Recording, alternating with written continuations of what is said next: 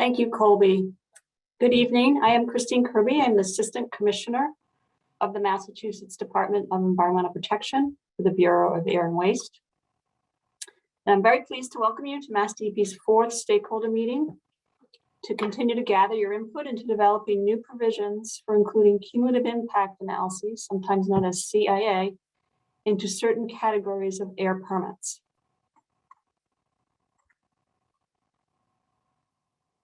One second. This meeting continues the important process for the Commonwealth of Massachusetts and MassDEP. We want to ensure that all stakeholders with an interest in the regulations we eventually propose and adopt are engaged in this important process. Next slide. The goal of tonight's meeting is to present information and obtain your feedback and input on those indicators you think should be considered in the cumulative impact analysis process. You'll hear later in the presentation that indicators are grouped into 3 general categories, as you will hear again later, and these include environmental, health, and socioeconomic and demographic indicators.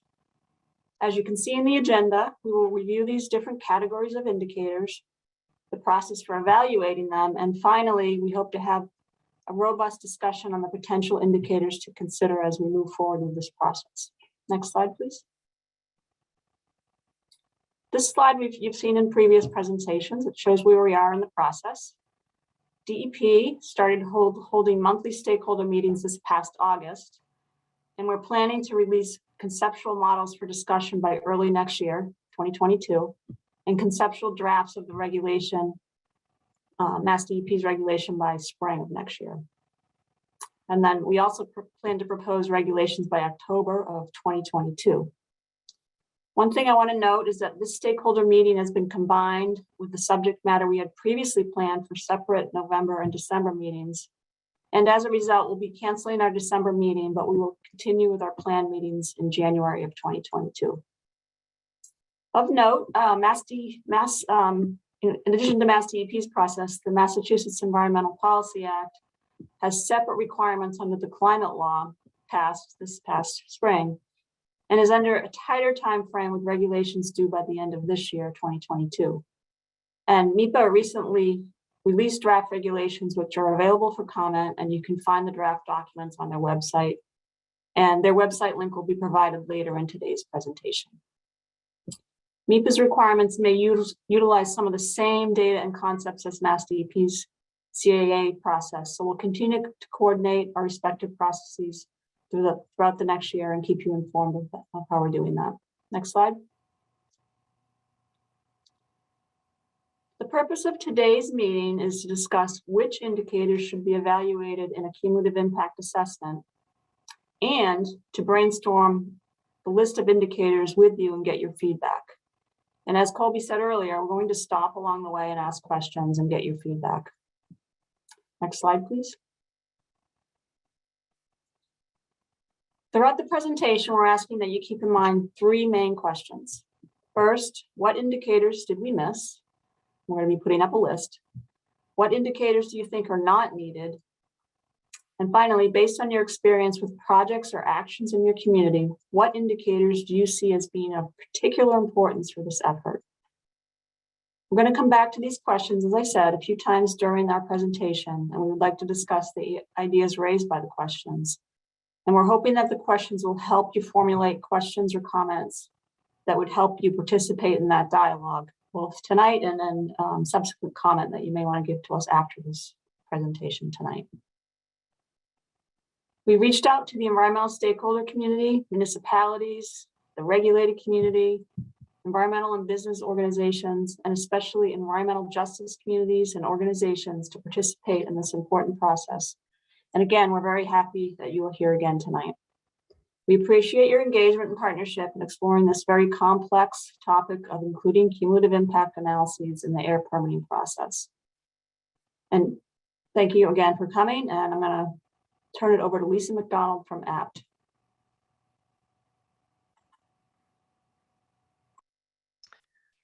Thanks, Christine.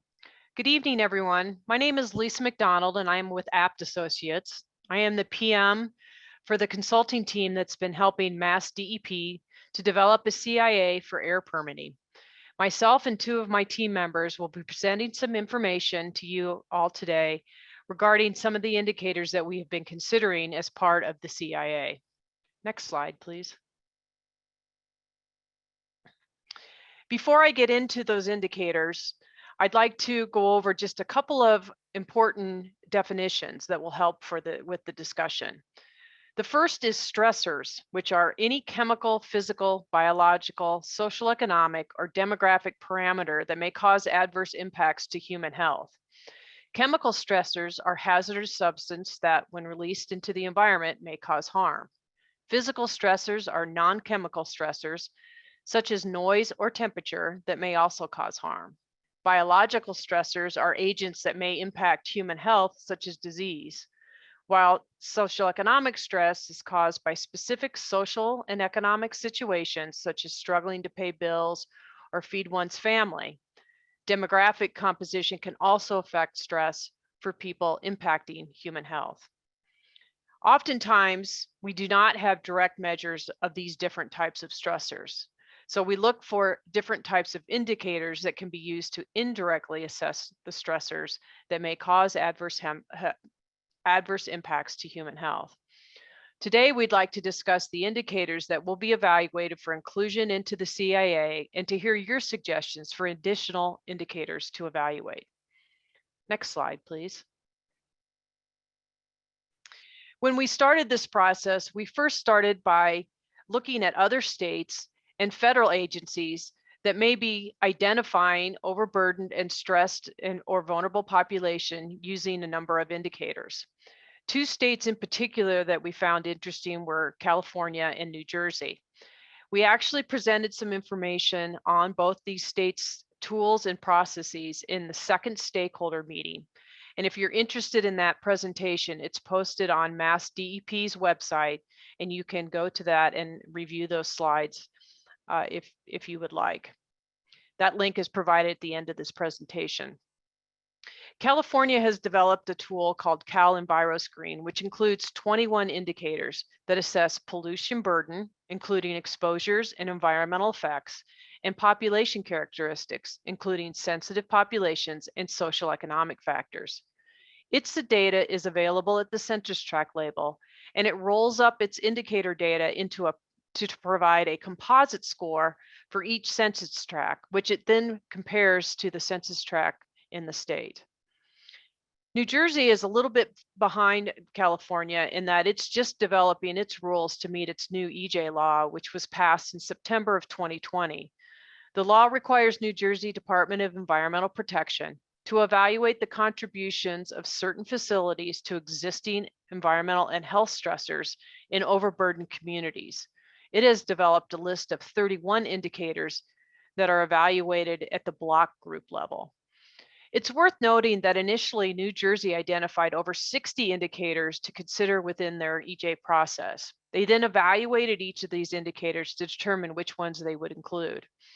Their evaluation criteria included data availability, data quality, appropriateness of the geographic scale, quantifiability, and the marginal value of the indicator. After their evaluation, 31 indicators remained. Enviroscreen used a similar set of criteria to select indicators, in addition to considering which indicators would best represent statewide pollution burden and population characteristics. To provide some context to our discussion on indicators today, we've put together a comparison table of indicators for both Enviroscreen and New Jersey on the next few slides. Next slide, please. This first slide shows some of the environmental indicators that are included in each one of these tools. Generally, it's showing the environmental indicators that are associated with air pollution, including both stationary sources, which are the ones at the top of the slide, and mobile sources of air pollution, which are at the bottom part of the slide. You can see New Jersey has a few additional mobile sources of pollution, specifically truck traffic, railways, and warehouse and goods movement. It should be noted that Enviroscreen does include additional indicators of health, specifically cancer, associated with diesel and non-diesel emissions, which are included under the health indicators. Next slide, please. Some additional environmental indicators included in each of the tools include those that are focused on proximity or density of contaminated, hazardous, and solid waste facilities. At the bottom part of the slide, the indicators here are associated with water pollution. Again, New Jersey EJ process requires that the evaluation of a couple more water pollution indicators than Cal Enviroscreen. Next slide, please. The health indicators in each of these tools is shown on this slide. New Jersey includes 3 air pollution health-related indicators from the National Air Toxics Assessment data, while Cal Enviroscreen includes 4 public health indicators: asthma, cardiovascular disease, low birth weight, and lead risk to children, which was just added in the most recent version 4 of the Cal Enviroscreen. Next slide, please. This slide shows the socioeconomic, demographic, and land use indicators that are included in each of the tools. Interesting to note, Cal Enviroscreen does not include minority status as part of its tool. Housing is measured a little bit differently for each of these 2 approaches. Cal Enviroscreen looks at % of households in the census tract that are both low income and severely burdened by housing costs, while New Jersey includes the age of the house, with houses built prior to 1950 of concern. Land use and land cover data is included in the New Jersey process, but not in the Cal Enviroscreen. Next slide, please. For the discussion today and for our analysis, we've organized the indicators into 3 general categories: environmental indicators, health indicators, and socioeconomic and demographic indicators. It's worth noting that as we move through this process, we may subdivide these categories even more, or we may end up adding other categories. But for now, we've organized them into these 3 general categories. Next slide, please. The environmental indicators are measures that tell us what is happening in the environment. They can assess physical, chemical, or biological stressors that may cause adverse impacts on human health. Examples of environmental indicators that could be included in the CIA include the number of facilities that emit air pollution in an area or traffic intensity. Multiple indicators may be needed to characterize all current and potential environmental stressors in the community. Next slide, please. Health indicators are characteristics of a population, such as the occurrence of a disease or other health-related factors used to describe the status and trends of the health situation in a certain population. Examples of health indicators that could be included in the CIA are measures of asthma or heart disease. As with the environmental indicators, multiple indicators may need to be needed to characterize all current and potential health impacts in a community. Social and demographic indicators are used to understand characteristics of community. For example, social economic status is an economic and social combined total measure of a person's economic and social position in relation to others, and is typically based on income, education, and occupation. Lower social economic status populations often experience the highest levels of pollution and have the least access to medical care, open spaces, and other factors that can moderate the exposures and risks from pollution. These populations are more likely to have exposure, sensitivity, and vulnerability to population, all potential impacts on human health. Examples that could be included in the CIA include poverty rates and the % of the population that is younger than 5 or older than 65 years old. Next slide, please. Now I'd like to discuss with you our process that we plan on using for evaluating each of our indicators. Next slide. It's important to note that all our indicators will go through this evaluation process, and that includes others that we may learn about from you today. Next slide, please. We have 5 evaluation criteria that we plan on applying to each of our indicators. These include data availability, appropriate geographic scale, appropriate time frame, redundancy, and whether or not the indicators are quantitative or qualitative. These are very similar to the criterion that were used in Cal Enviroscreen and the New Jersey EJ process, which we think are very relevant for the indicators we're about to evaluate as well. Next slide, please. Data availability is a key criterion for evaluating indicators. If data are not consistently available for an indicator, the indicator will be difficult to include within the CIA. For example, surface water discharge is an environmental indicator that may impact human health. However, localized surface water contamination data may not be available for use in the CIA. Although localized contaminant data may not be available, the potential health impacts of surface water discharge may still be considered in the CIA more qualitatively by evaluating the proximity of a discharge facility or location to the proposed facility or development. Next slide, please. The second evaluation criteria is appropriate geographic scale. Much of the public health data from Mass Department of Public Health is provided at the census tract level, which is due primarily to privacy concerns. This geographic scale may not be as granular as we would like when assessing how pollution would affect adjacent neighborhoods to a facility or development.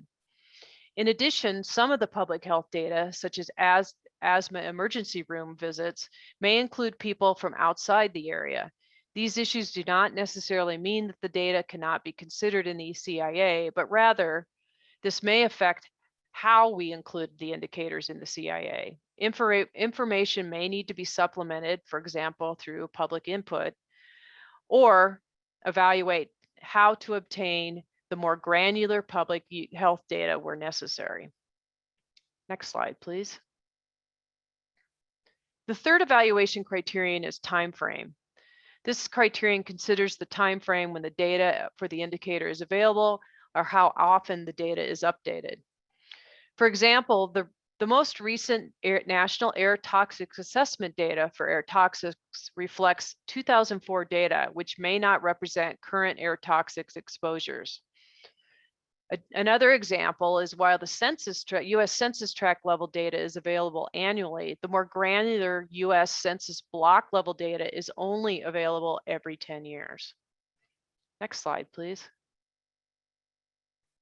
Redundancy is the fourth evaluation criteria. We will be evaluating whether the indicator is being covered by another indicator and therefore may not need to be included in the CIA process.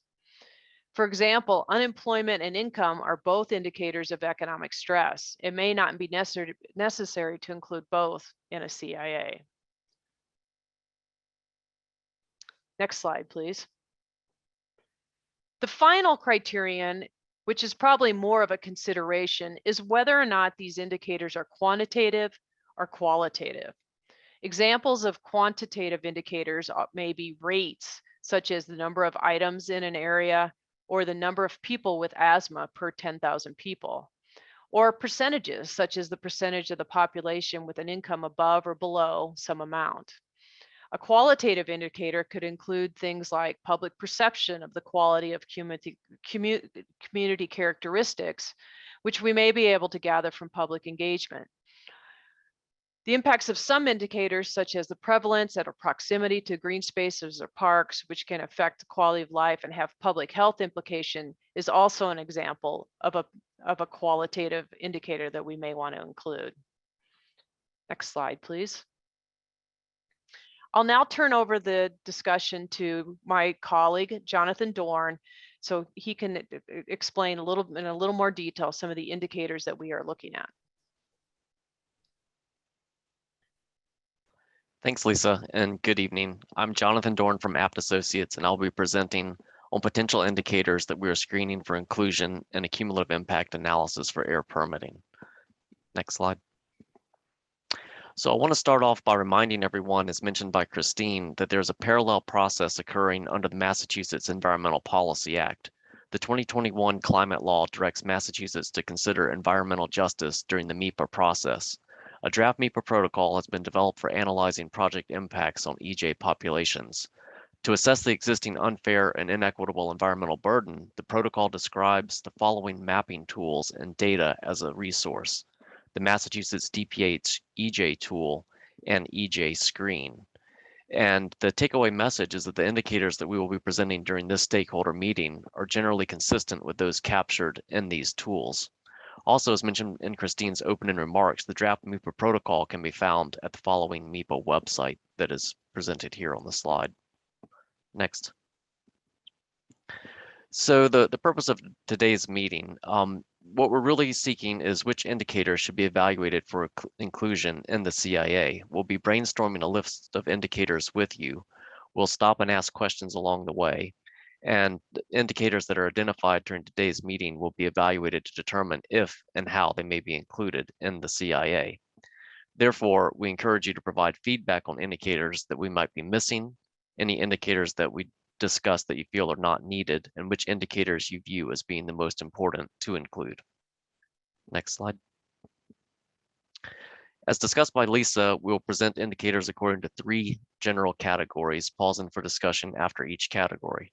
The first category is environmental indicators. These are indicators that are used to assess existing sources and amounts of pollution. The second category is health indicators.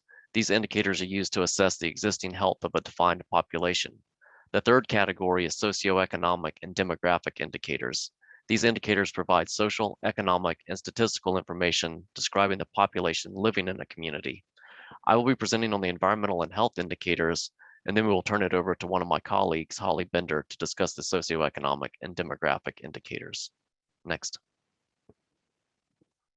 So the first category that I will discuss includes the potential environmental indicators that should be evaluated for inclusion in a CIA.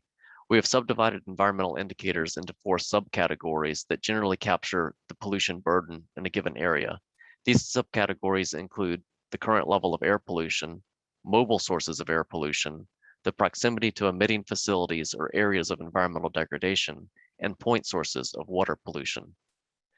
This slide provides a list of indicators that present current levels of air pollution.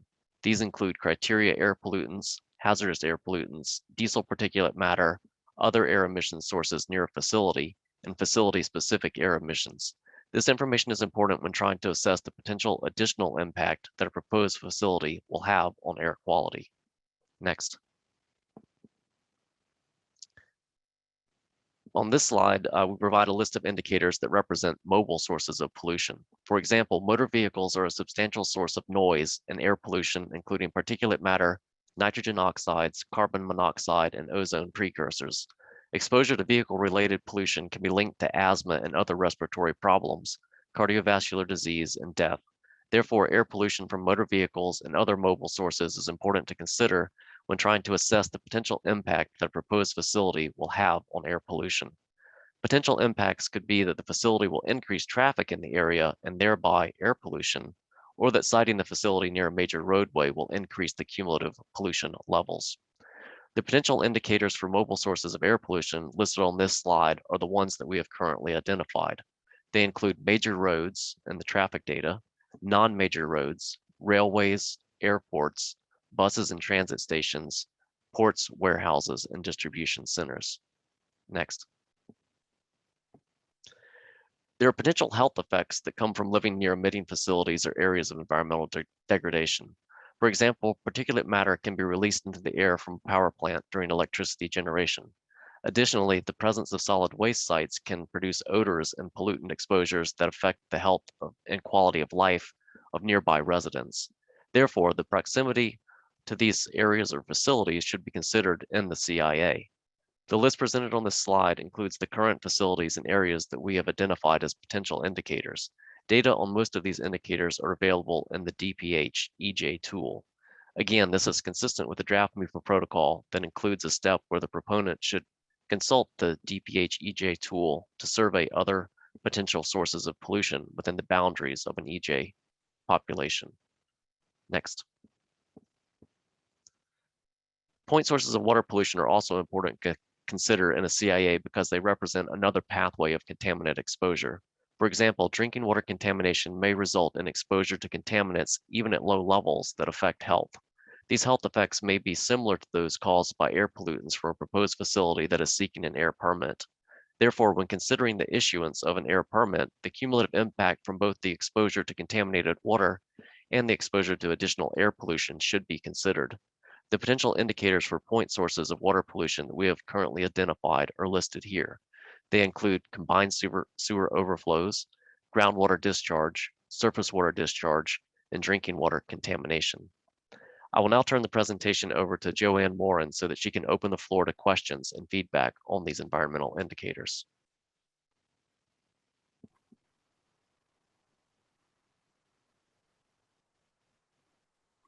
Hello.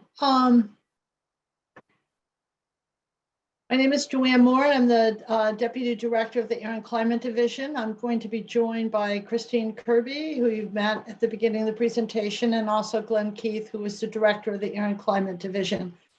So the questions for discussion, as you've heard a few times, is we'd like to go through the environmental indicators and see if you have input on whether there are any we missed, whether you think any are not needed, and any experience you have with projects or actions in your own community that you see are particularly indicators that you see are of particular importance for this effort.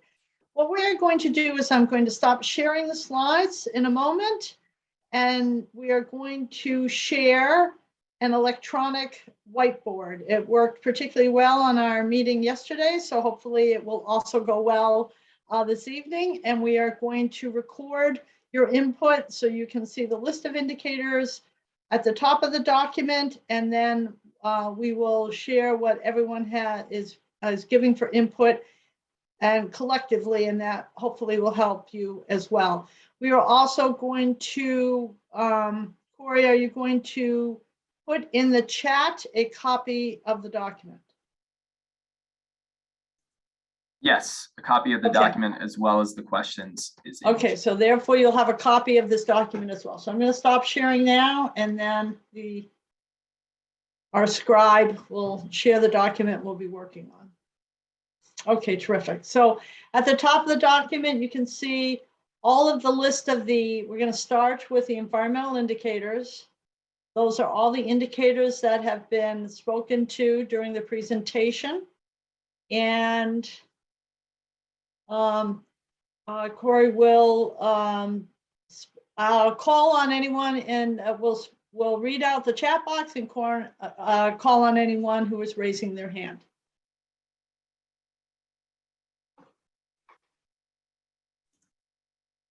Okay, great. First, we're going to start off with a comment from Teresa. And Teresa, I'm going to Colby, I'm sorry. Sorry, yeah. Colby. I said your name wrong. Oh, no worries. And then Teresa, I'm going to go ahead and ask you to unmute. You can go ahead and unmute and say your comment. Sure. My comment is just more logistical. So this looks amazing. I'm sort of wondering, I'm here as a representative of EDs and ADs that couldn't be here tonight. What are the other avenues for folks to give their feedback on the indicators besides attending one of these Zoom sessions? Well, that's a great question. I'm glad you brought it up now. We're going to bring it up in a few minutes, but we have a link that for comments, but we also put out a survey, a monkey survey after each stakeholder meeting. We did it after the last one. We'll be doing it after this one, that will have these questions listed specifically. And therefore you can put in your input, either the input you gave during the meeting or additional input to these questions. So it will be listed. There'll be a link to it on the slides themselves, and there will be a link to it directly on the website as well. Does that help?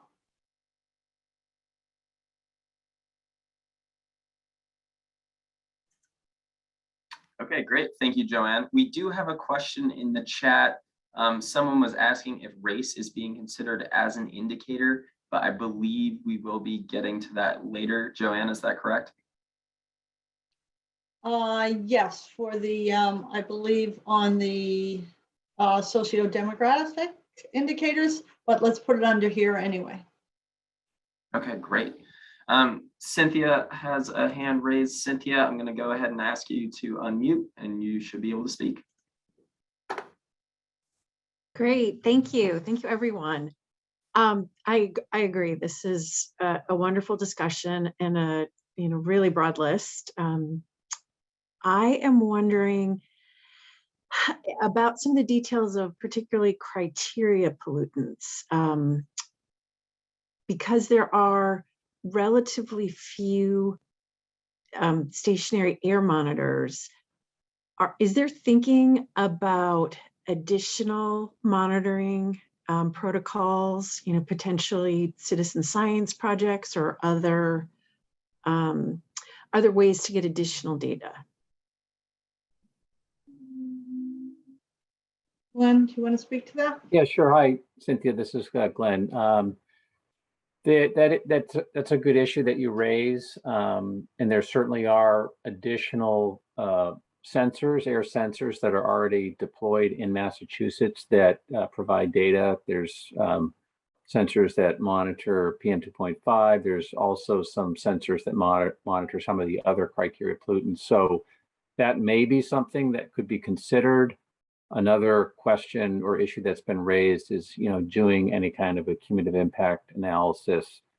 The whole issue of would you use, nearby state monitors in addition to sensors, or could there potentially even be a requirement to do some local air quality monitoring? So those are all issues that people have raised. So those are things that we'll have to consider as we develop the process for cumulative impact analysis. That's great. Just in general, I want to say thank you for having a thorough list and including things like air toxics, which are also sometimes difficult to measure. So I think what we'll be looking at is sources of some of this information and how they can be made, if possible, more robust, or if we're going to be estimating, or some of the process details I think will really matter in defining local air pollution burdens. Yeah, that's a good point.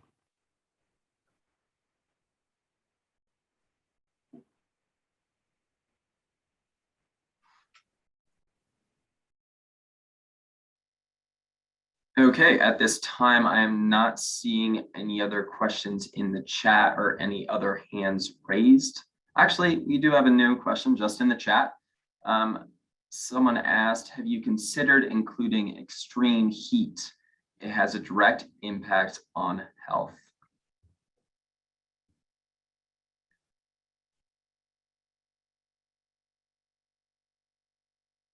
Well, it certainly can be added to the input we're receiving at this time. So we appreciate the comment.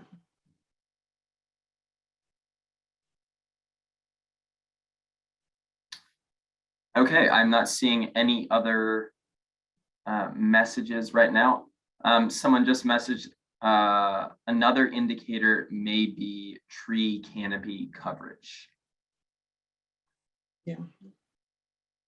And that you'll see something similar in some later indicators, but thank you.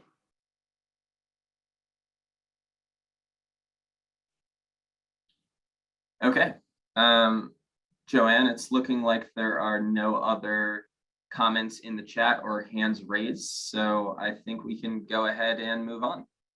Okay, and there'll be 2 more times that we'll do it after the health and socioeconomic. So I'm going to stop. We'll start sharing the slides again. Bear with me.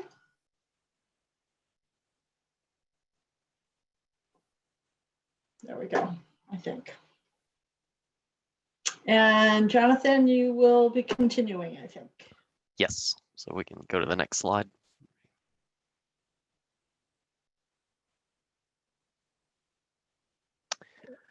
So as previously discussed by Lisa, health indicators are characteristics of a population, such as the occurrence of a disease or other health-related factors that are used to describe the status and trends of the health situation in a population.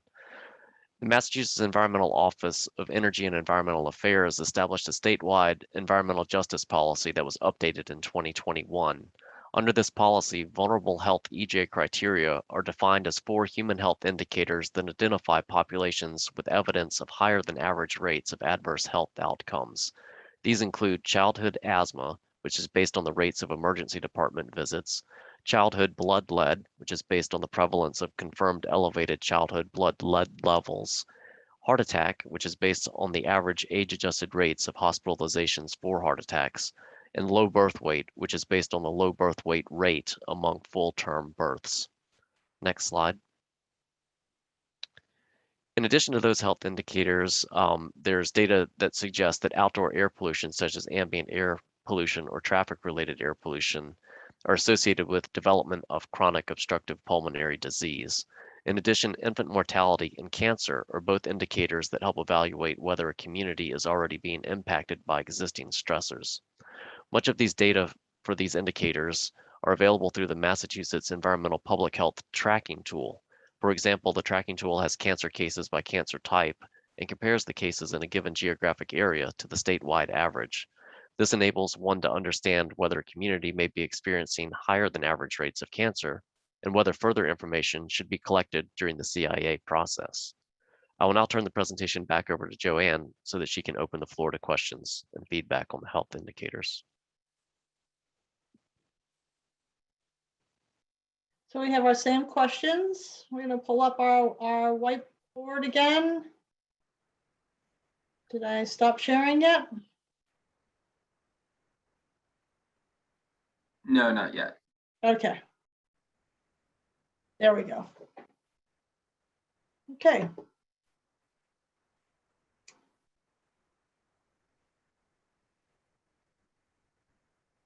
Okay, it looks like we have a question from Cynthia. Cynthia, I'm gonna go ahead and unmute you and you will be able to speak.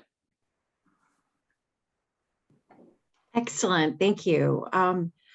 Again, a clear and wonderful list of environmental health indicators.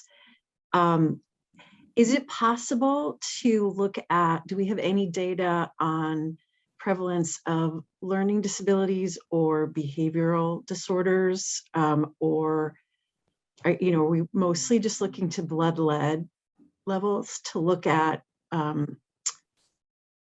impacts on sort of brain health, I guess, among particularly young children?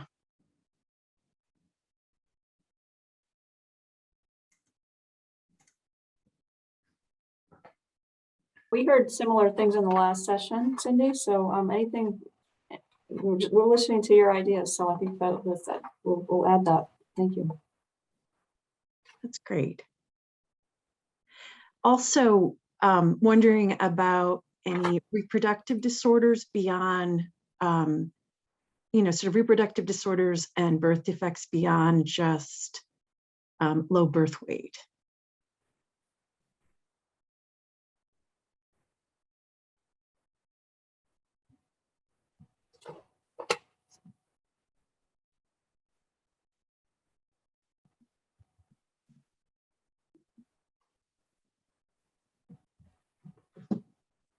Thank you.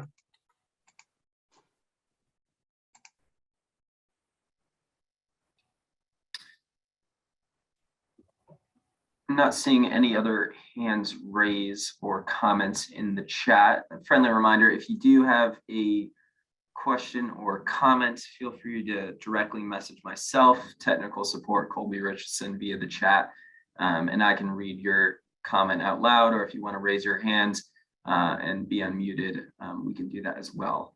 But Joanne, right now, I am not seeing any other comments in the chat or any other hands raised. Okay, if Stacy, you want to stop sharing yours, I will start sharing the slides again.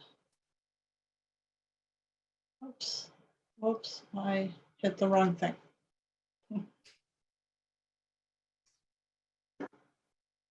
Right.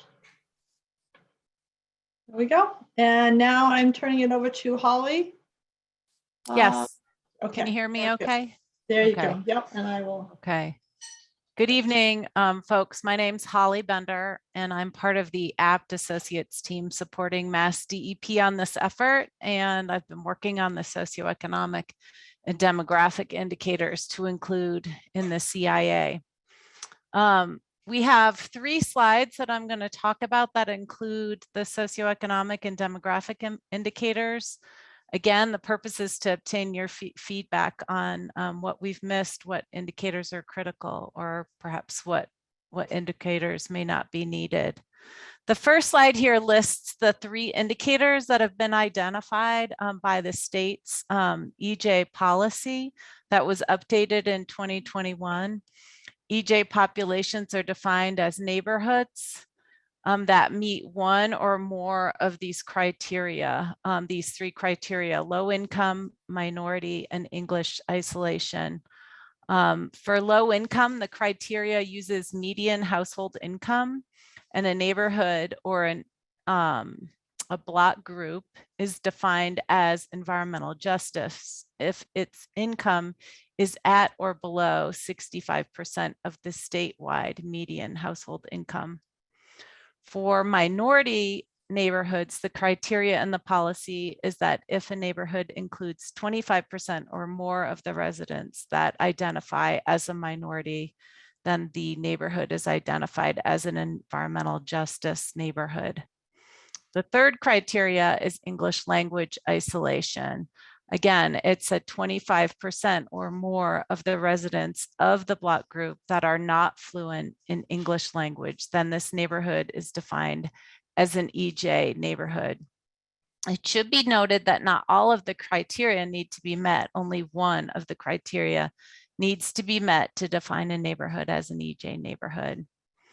All of this data comes from the census and is available on the DPH EJ tool, which I'm going to give a quick demo of at the end of this presentation. Next slide, please, Joanne. Other socioeconomic and demographic indicators that we are considering for inclusion in the CIA are listed on this slide, as well as a few on the next slide as well. All of these indicators are indicators of economic or social stress affecting the ability for people to manage and cope with pollution. Polluting facilities can be concentrated in communities that already face additional socioeconomic and demographic challenges, such as higher levels of stress stemming from unemployment or high rates of crime. For example, populations include immigrants, single heads of households, or disabled populations face additional challenges and stressors. These factors or indicators can also indicate sensitivity to health impacts of pollution. For example, young children and the elderly are more sensitive to the impacts of air pollution, as well as to other environmental, health, and social stressors. Social vulnerability index is listed at the bottom there.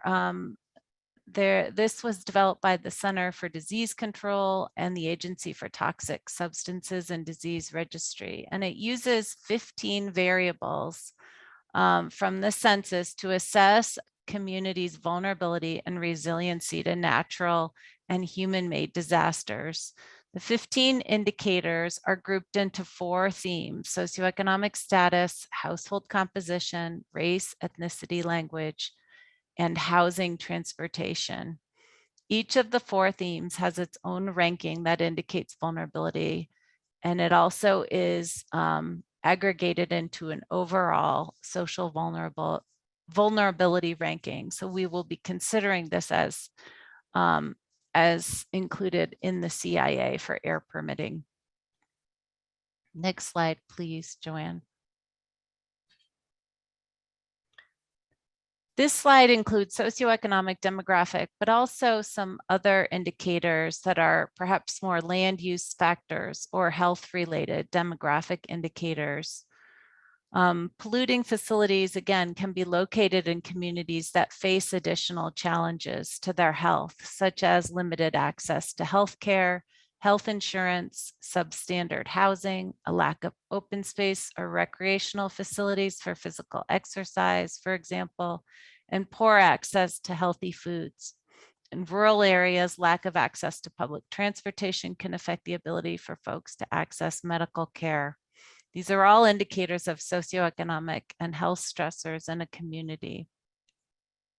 Sensitive receptor sites are institutions or facilities that temporarily or permanently house people who could be sensitive to air pollution and other environmental burdens. These could include schools, daycare facilities, long-term care facilities, and assisted living facilities. These are another proximity-based indicator that can provide information on sensitive and vulnerable populations. I did want to mention too, as Jonathan mentioned earlier in the presentation and Christine as well, the MEPA folks are conducting a parallel process to provide regulations to meet the requirements of the climate law. And in recent discussions with the MEPA group, we have been discussing the inclusion of a climate-related indicator that shows areas that are vulnerable to flooding. So this could be an indicator such as the 100-year floodplain or the 1 in 100 chance of a flood occurring in a given year. This indicator isn't included on the slides, but it has been added to our list for further evaluation. Joanne, I'll turn it back over to you, and we look forward to receiving your input on these indicators.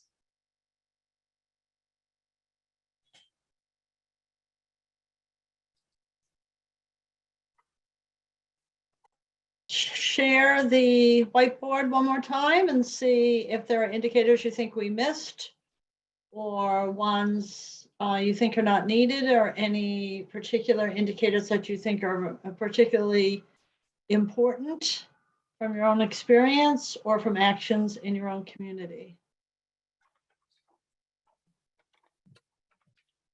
And Stacy, are you able to share your screen again? I don't know that we're seeing it.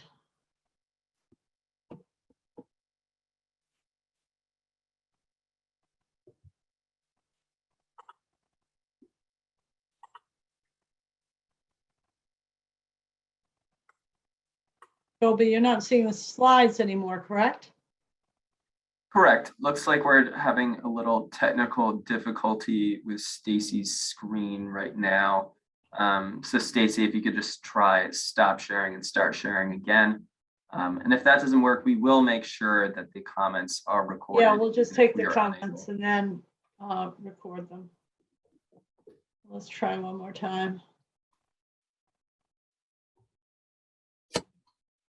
It says she's sharing, but So on Okay. my side, it looks like I'm sharing it, but it looks like you all can't see it. But I will take down the notes. I'll continue to share my screen, and I will take down the notes. And then Right. hopefully it will kind of come back online. right, I'm gonna share the slide then, just so we Okay. get something to look at. Sure. Oh, it says we'll stop sharing what you have. That's funny. It says you're sharing. So yeah, Colby, why don't you call on whoever wishes to speak? Sure. See what pops up. We have a couple comments in via the chat. First, someone asked, are you planning to include energy burden as an indicator? That came up yesterday also, so we did put it down as a list. So that is did come up before, so we will add it to the input. So energy burden of communities, individual the communities. So Great. We have another comment in the chat. Someone asked, how is access to healthy food measured? Are we discussing food deserts?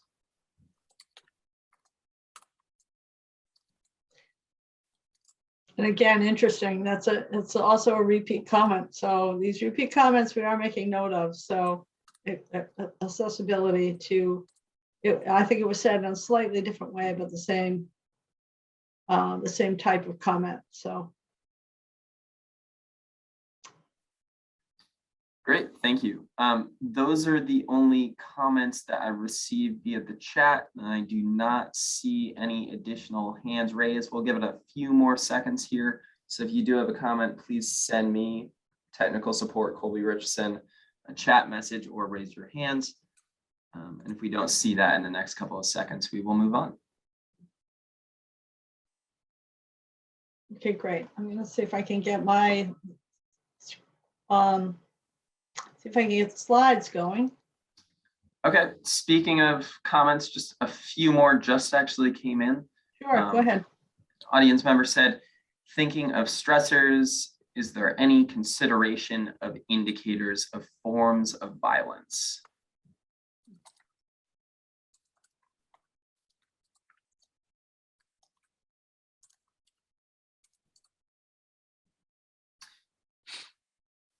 We also have another comment from an audience member.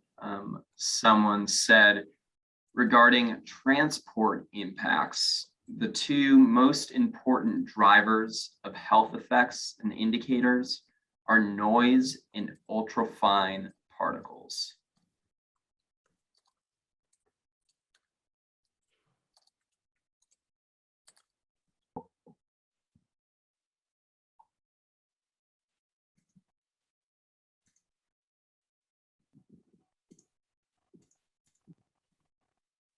So Stacy, you're able to hear all those, to record them? Yes. So noise and ultrafine particles.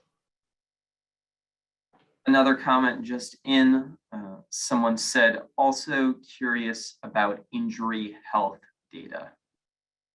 Colby, could you say that again? It was difficult to hear. Sure thing. An audience member said, also curious about injury health data. Injury health data. Okay.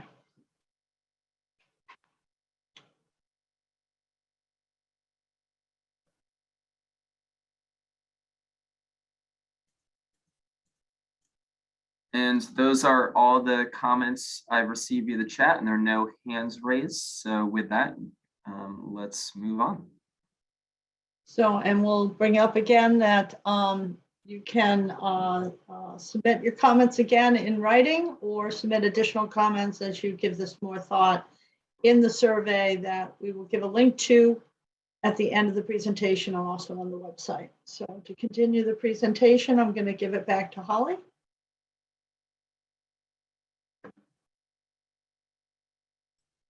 Thanks, Joanne. So there are a number of tools and resources to obtain data on many of these indicators, and we'll be looking at these sources of information as we evaluate the indicators for inclusion in the CIA. In addition, we just thought that we would provide these links to you, and since the data is publicly available, you could certainly go ahead and poke around and do some research on your own. We have provided the links here to 3 Massachusetts tools, and I'll be bringing up the DPH EJ tool and just go over that pretty briefly. But this tool has the EJ criteria that I mentioned, the minority and the low income and the English isolation information, as well as some environmental and health data. The environmental public health tracking tool is another resource and provides a bit more granularity in health outcomes information.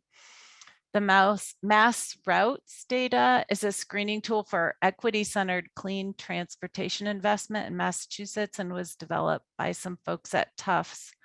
There are a couple of other tools that I was just going to put into the chat here.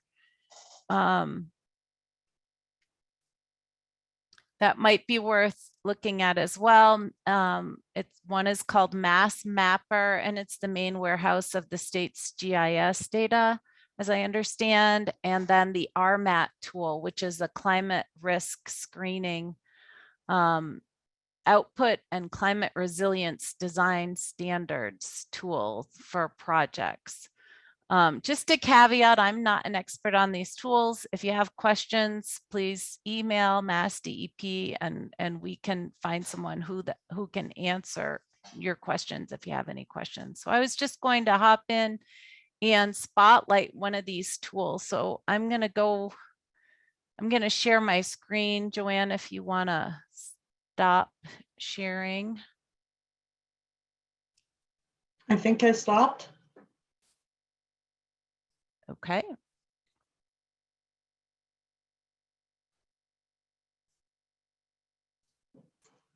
Okay, so I was just going to spotlight the DPH environmental justice tool. So if you click on the link and you click the tool link, it will bring you to this this default page, and it shows you, as I mentioned, the EJ criteria by block group, and you can scroll in, and it has you know, the minority income and English isolation, as well as combinations of those criteria to explore.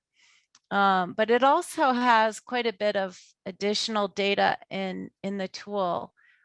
If you come to this icon over on the left and you choose the layers icon, you can turn on and off the layers. You can view the vulnerable health data by census tract. And if you click on it, there's additional layers so you can choose to view it all or just one of the layers. There's also, for example, current facilities with air operating permits, point sources of air facilities. There's quite a bit of additional information in here. Wastewater treatment plants, these are major facilities with wastewater discharge permits.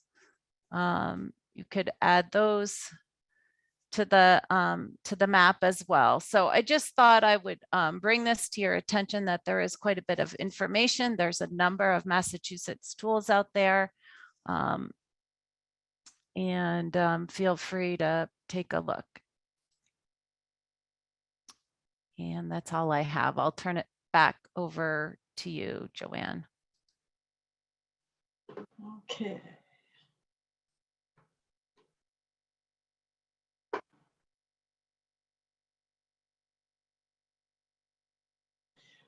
All right, so just to wrap up our meeting, our next steps will be to compile the list of indicators based on the input from our 2 stakeholder meetings, and we'll use our criteria to determine if the indicators could be included in the CIA and then we will have to consider how they would be used in the CIA in the cumulative impact analysis as we develop our methodology. For further input, you can include your comments if you'd like to document them in writing in this survey. This is the link to the monkey survey, or if you have additional comments that you think of, or if someone missed the meeting, we encourage them to provide their input into this survey. It will be on our website, and that's the link to the website. For further information, we have comments that could all be always submitted to that link at the top, as well as to the MIPA process. We have a distribution list that you can be included in, and the links are there for both processes. Although if you do attend a stakeholder meeting, we always do include you on our stakeholder list as well. Our websites are listed there, and then at the bottom is the monkey survey again. When you leave the meeting, an evaluation will pop up so that we can get feedback on how we conducted our stakeholder meeting, to see if, just to get feedback and see if we can improve and see what you thought of it. It's always helpful for us to get feedback. I encourage you to just take a minute to quickly give us some feedback tonight. And just finally, just want to take a minute to see if you have any final questions for us. And then we thank you for coming. We really appreciate it, especially in the evening and taking your time, and appreciate your input and continuing to give us your input throughout this process. So we will be here about another minute, and then we'll end the meeting. But thank you very much for attending. Thank you, Joanne. A few comments did come in via the chat while Holly was screen sharing. I shared them with Stacy already, but I can verbalize them here just so you can hear them. The first comment we have, someone said, wondering if flood and storm surge issues estimated to increase, about the climate crisis are assessed in any way. I think Holly mentioned earlier that the MEPA process is definitely looking at those, and we'll consider whether they should be looked at also on the air permitting side, but they're certainly included on the MEPA side. So it has been brought up in input and will be considered as input from the stakeholder process. Great, thank you. Another comment from an audience member, someone said, this will not be helpful for public discussion, but the immune system integrates these drivers with health outcomes, specifically the NLRP3 inflammasome, unique among all inflammasomes, drives the integration of environmental burdens and poor lifestyles and genetic diseases. Another footnote in this comment, the person said, baby teeth are an excellent cumulative source of things like lead exposure.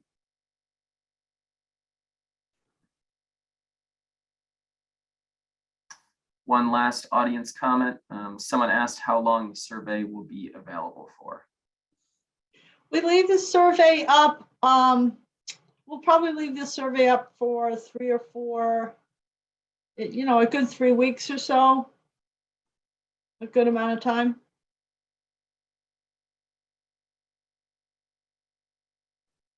Great, and that's all the comments that I've gotten via the chat, and it looks like there are no hands raised. So Joanne, turn it over back to you.